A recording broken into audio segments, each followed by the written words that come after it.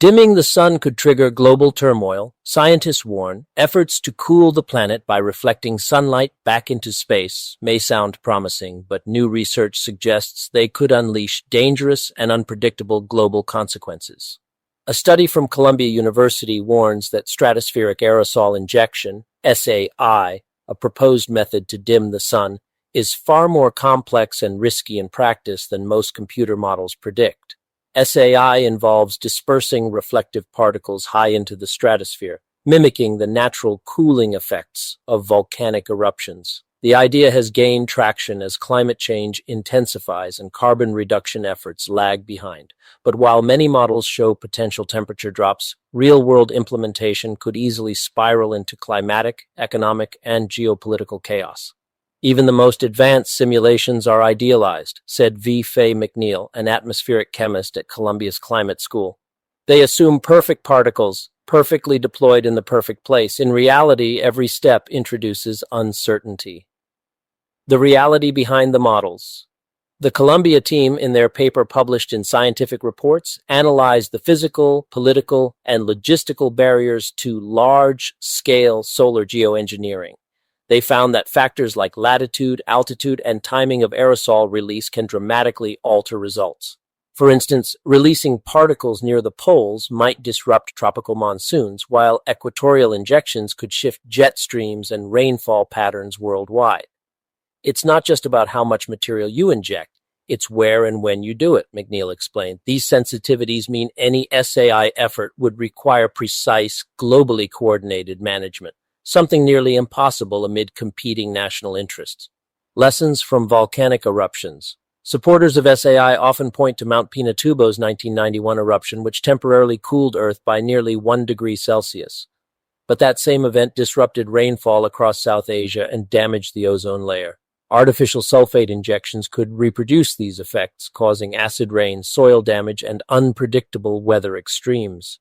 Such risks have led scientists to explore alternative materials that might scatter sunlight more safely, searching for safer materials. Researchers have proposed substances like calcium carbonate, alumina, titania, zirconia, and even diamond as potential replacements for sulfate aerosols. Yet practical challenges remain severe. Many of these materials look great on paper, said lead author Miranda Hack, but their scarcity or cost makes them unrealistic for global deployment.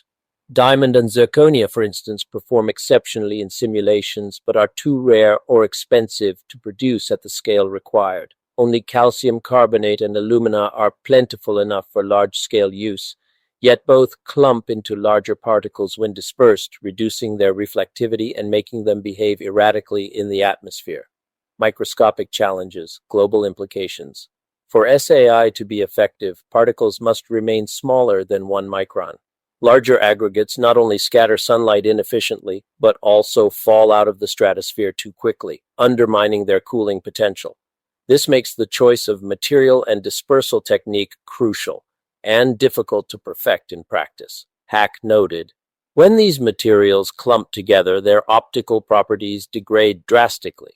Compared to sulfate, they may offer little or no net climate benefit, a strategy fraught with uncertainty.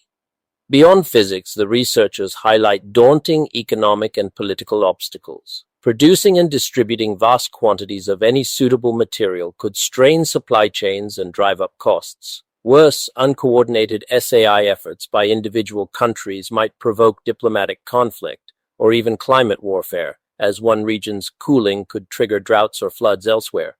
Climate economist Gernot Wagner, a co-author from Columbia Business School, summarized the dilemma. It's all about risk trade-offs. In the real world, solar geoengineering won't unfold the way most models predict. It will be messier, costlier, and far more uncertain. A dangerous mirage.